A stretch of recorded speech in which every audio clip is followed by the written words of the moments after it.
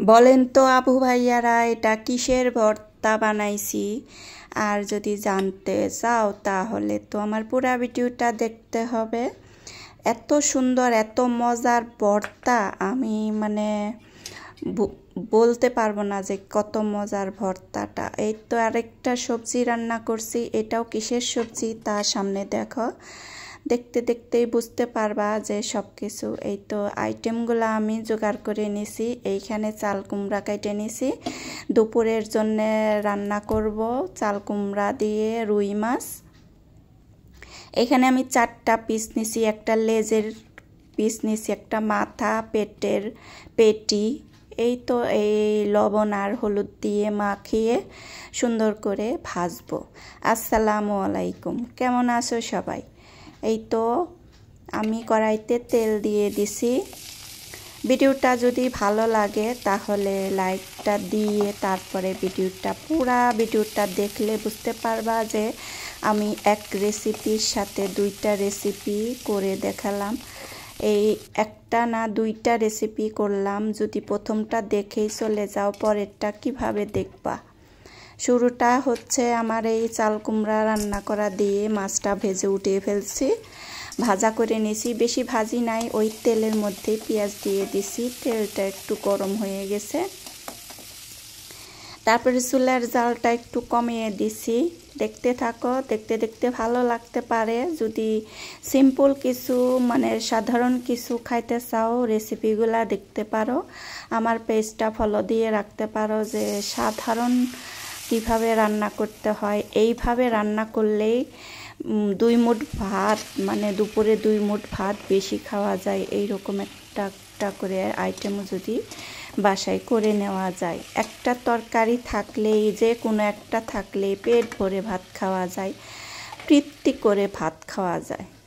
এই তো আমি চাল কুমড়া দিয়ে হলুদ মরিচ দিয়ে তারপরে যেগুলা দেওয়া লাগে আর কি, পেঁয়াজ বাটা, রসুন বাটা, তারপরে জিরা বাটা দিছি, সব দিছি।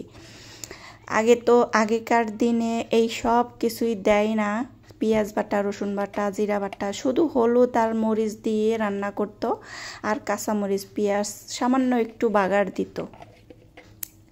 তাতেই কিন্তু অসাধারণ লাগতো খাইতে, খুবই মজা লাগতো রেসিপিগুলা। আগের দিনের রান্নাবান্না অনেক মজার ছিল, সবজিগুলা যেরকম সার ছাড়া ছিল ও তো অনেক মজা ছিল। এইখানে আমি 3টা পিস নিছি মাছের, এই যে 3টা পিস দিয়ে আমি আজকে রুই মাছের ভর্তা বানাবো। দেখতে থাকো।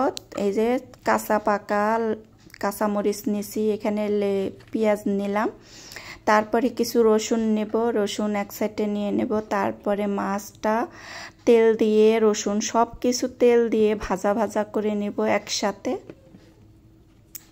এইখানে আমি মাছ হলুদ লবণ দিয়ে একটু গড়িয়ে নিয়ে তারপরে সাইডে দিয়ে দেব। ভালো লাগলে একটা করে লাইক দিয়ে যাইও, যদি ফলো না করো পাশে না থাকো তারপর একটা লাইক দিয়ে দিও। এখন এই তো চুলার জালটা আমি বাড়িয়ে দিছি, কমানো ছিল। এই তো এদিকে আমার চাল কুমড়ার তরকারিটা হয়ে গেছে। রেসিপিগুলা যদি ভালো লাগে তাহলে কমেন্টের মাধ্যমে জানিয়ে দিতে পারো যে আমার রেসিপিগুলা অসাধারণ হয়েছে, খুবই ভালো হয়েছে, বাসায় করে খাওয়ার মতো রেসিপি হয়েছে। স্বাভাবিকভাবে আমি সিম্পলভাবেই সবসময় রান্না করি, আমি অত কিছু জানি না যে নানান ধরনের নানান রকম করে যে খাইতে হয়। এই তো দেখো আমার ঢাকা দিয়ে দিছিলাম, এখন উল্টিয়ে দেব। মাছগুলা সিদ্ধ হয়ে গেছে, আর এদিকে পেঁয়াজ কাঁচামরিচ সব সিদ্ধ হয়ে গেছে, রসুন কিছুটা নিচে লেগেও গেছে, লাগলেও কোনো ভয় নাই যে এগুলা লাগলো কেন। আমি তো এগুলার কাটা বেয়েছে, তারপরে জোড়া জোড়া করে কাটা বাছে, তারপরে ব্লেন্ড করে ভর্তা বানাবো। যদি চাও পাটায় বেটে ভর্তাটা বানাতে পারো, পাটায় বাটলেও অনেক মজা হয়, ভালো লাগে খাইতে। আমার আবার পাটায় বাটাটা অনেক সমস্যা মনে হয়, এজন্য আমি পাটায় তেমন একটা বাটি না, পাটায় বাটলেই সুন্দর হয়, মজা হয় বেশি।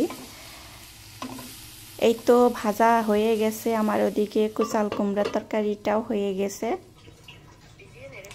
এখন আমি কাটাগুলা বাইছে নেব, অন্য একটা প্লেটে উঠিয়ে নিতেছি। কাটা বাছতেও সময় লাগছে।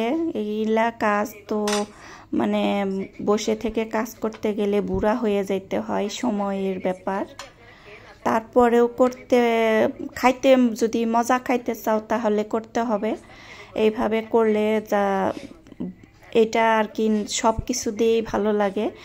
ভর্তাটা দিয়ে খিচুড়ি খাওয়া যায়, তারপরে সকালবেলা খুদের ভাত রান্না করলেও খাওয়া যায়, অনেকটা ভালো লাগে। আমাদের তো হয়ই নাই এতটুকু 3 পিস, 3 জনে 3 পিস, মানে মন ভরে খাওয়া যে আমাদের কম পড়ে গেছিল। এখন আমি ব্লেন্ড করে নেব, তারপরে শেষে ব্লেন্ড করা হইলে ভর্তাটা প্লেটে নামিয়ে তারপর আমি একটু সর্ষের তেল দিয়ে মাখিয়ে তারপরে দেখিয়ে দিব যে কেমন হয়েছে। প্রথমে তো দেখলাই ভর্তাটা অসাধারণ লাগছে, কি দেখতেই যদি সুন্দর লাগে যে জিনিস খাইতেও মজা লাগে, মন চায় যে একটু খাই। এখন এই যে 2-1টা কাটা আবার ছিল, একটু একটু করে বাছাই করে নিছি, এখন বলে নিলাম, ব্লেন্ড করে নিয়ে উঠিয়ে দেখাইতেছি যে এই তো ব্লেন্ড করা হয়ে গেছে। আমি তো এখন প্লেটে উঠিয়ে নিয়ে তারপরে একটু সর্ষের তেল দিয়ে মাখিয়ে নেব। শেষে সর্ষের তেল, কাঁচা তেলটা দিয়ে যদি একটু মাখিয়ে নাও, সর্ষের তেলের একটা যে স্বাদ, একটা সেন্ট, মানে বুঝতে পারো যারা সর্ষের তেল শেষে মাখিয়ে খাও তারা বুঝতে পারবা যে কতটা মজা লাগে।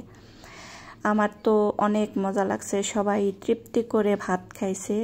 2 মুঠ ভাত এই ভর্তা দিয়ে বেশি খাওয়া যায়, মন ভরবে না খাইতে খাইতে। আচ্ছা, দেখতে দেখতে তো শেষ পর্যায়ে চলে আসলাম ভিডিওর। লাইক দিয়ে ভিডিওটা দেখে নিও যদি পুরাটা দেখে থাকো। আজ তো ভর্তাটা আমি ছোট একটা বাটিতে উঠিয়ে নিলাম। ওই প্লেটে 1 মুঠ ভাত নিয়ে খাওয়া যাবে।